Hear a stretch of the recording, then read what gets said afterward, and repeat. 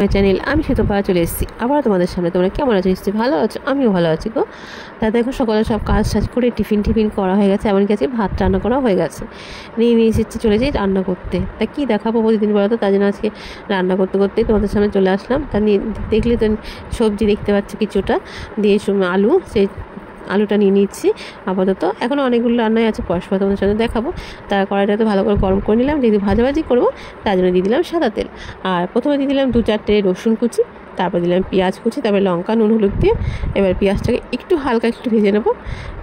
লঙ্কা, পেঁয়াজ, রসুন, আর রসুন তো দিলে যে কোনো জিনিসে খুব সুন্দর গন্ধ বেরোয়। একটু ভালো করে নেড়ে দিলাম, রসুনটা যেন ভাজা ভাজা হয়ে যায়। তারপর দিয়ে দিলাম কিছুটা আলু, ডুমো ডুমো করে কেটে রাখা আলু। তোমরা তো যারা আমার ভিডিও দেখো জানো যে আমার মেনুতে আলু ভাতে বা আলু ভাজা থাকবে। তা আজকে মনে হলো যে এরকমভাবে আলুটা ভাজা করি, বুঝতে পারছো? তার জন্য আজকে এরকমভাবে মানে চৌকো চৌকো করে ভাজা করছি, যেদিন যেমন মনে হয়। আর যে কোনো জিনিস দেখবে একভাবে করলে একঘেয়েমি হয়ে যায়, একটু ঘুরিয়ে ফিরিয়ে করলে না দেখতেও ভালো লাগে, খেতেও ভালো লাগে, এমনকি রান্না করতেও ভালো লাগে। তা দেখো আমার তো আলু ভাজাটা হয়ে গেছে, আমি একটা দেখলাম যে না হয়ে গেছে। এবার আলু ভাজাগুলোকে তুলে নেবো। আর আলু ভাজাতে তো খাওয়া হবে না, আরও তো কিছু লাগবে, তাই পরস্পর একটা একটা করে রান্না করছি আর তোমাদের সামনে দেখাচ্ছি, বুঝতে পারছো? এ দেখো আলু ভাজাগুলোকে নামিয়ে নিচ্ছি তেল ছেঁকে ছেঁকে, কেন ভাজাভাজি করে তেলটা একটু ছাঁকতে হয়, আর ভাজাভাজি করলে একটু তেল বেশি না দিলেও হয় না। তারপর নিয়ে নিলাম ঝিঙেটা দেখতে পাচ্ছ, সবুজ অংশটা গায়ে লেগে আছে, এমনভাবে ছোলা হয়েছে। আর আলু ভাজার তেলের মধ্যে আরেকটু তেল দিলাম, কারণ ওইটুকুনি তেলে তো হবে না, তার জন্য। তার সাথে দিয়ে দিলাম কিছুটা কালো জিরে আর শুকনো লঙ্কা। তারপর আবার একটা নিলাম আলু, মাঝারি সাইজের একটা আলু নিয়ে নিয়েছি, কারণ আমাদের বাড়িতে আমরা 4 জনে থাকি। তা আমাদের তরকারিটা ভাগে ভাগে হয় ঠিকই, কিন্তু পরিমাণে অল্প হয়, জানো তো। তার জন্য দেখো ঝিঙেগুলো একটু বড় বড় করে কেটে নিলাম, যেহেতু ভাজা করব, পোস্ত তো করবো না, পোস্ত করলে একটু ছোটো ছোটো করতাম। ঝিঙেটা দিয়ে ভালো করে সাঁতলে নিলাম। আর এতে কোনো মশলা দেওয়া পড়ে না, এটা নুন হলুদই দেওয়া পড়ে, ঠিক আছে।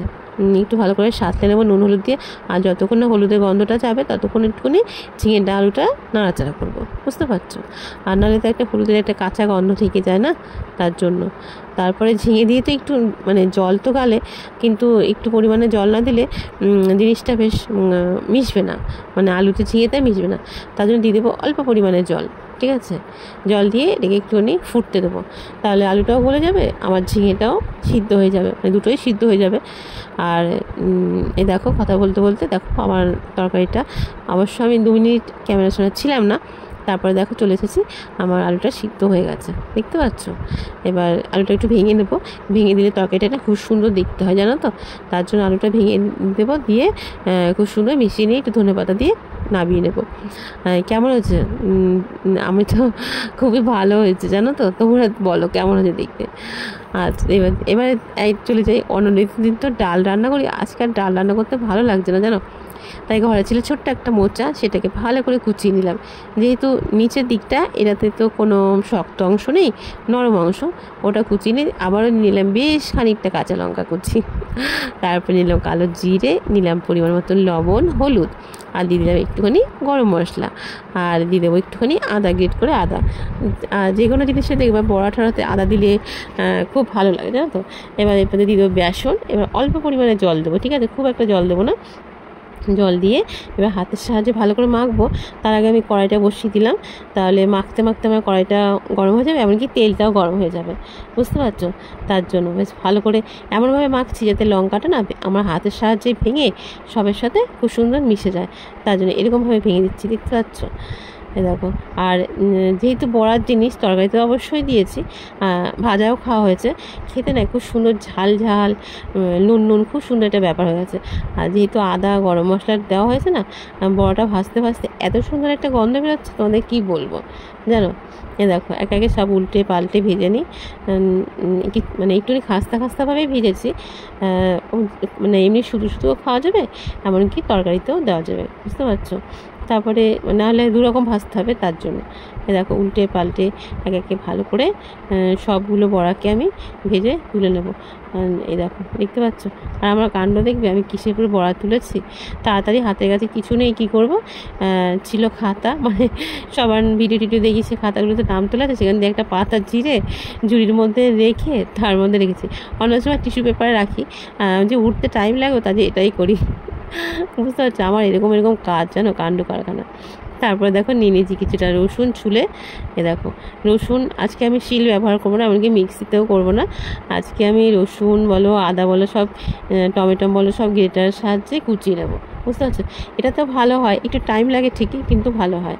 আর এর মধ্যে সব মশলাগুলোও নিয়ে নেবো, যেমন নুন, হলুদ, জিরে গুঁড়ো, লঙ্কা গুঁড়ো, সব কিছু নিয়ে একটু জলও দিয়ে দেবো, মধ্যে তাহলে ভালো হবে।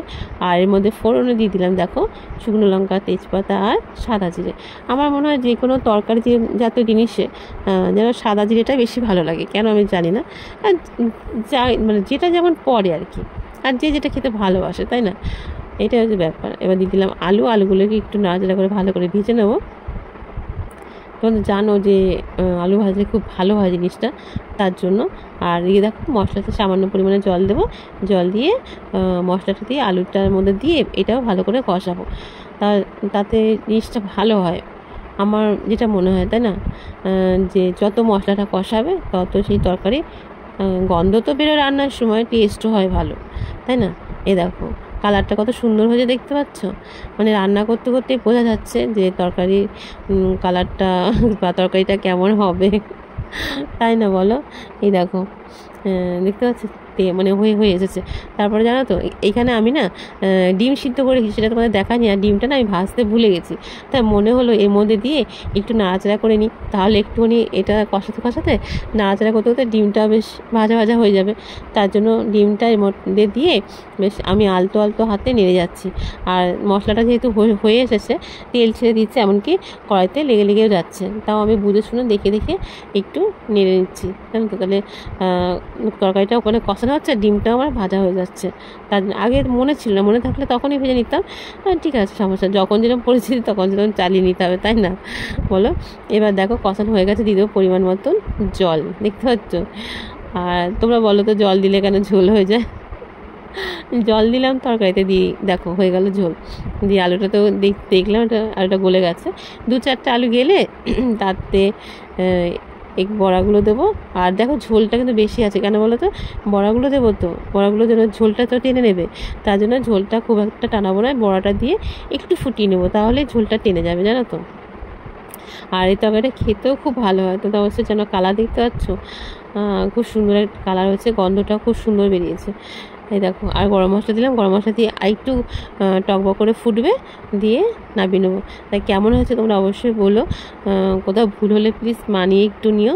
আর সবাই ভালোবেসে পাশে থেকো, সবাই সুস্থ থেকো, ভালো থেকো। দেখা হবে নতুন কোনো ভিডিওর সঙ্গে। আর নতুন বন্ধুরা চ্যানেলটাকে সাবস্ক্রাইব করো, পুরনো বন্ধু নতুন বন্ধু সবাই পাশে থেকো, ভালো থেকো। আমার বকবক তোমাদের কেমন লাগে সেটাও অবশ্যই বলো।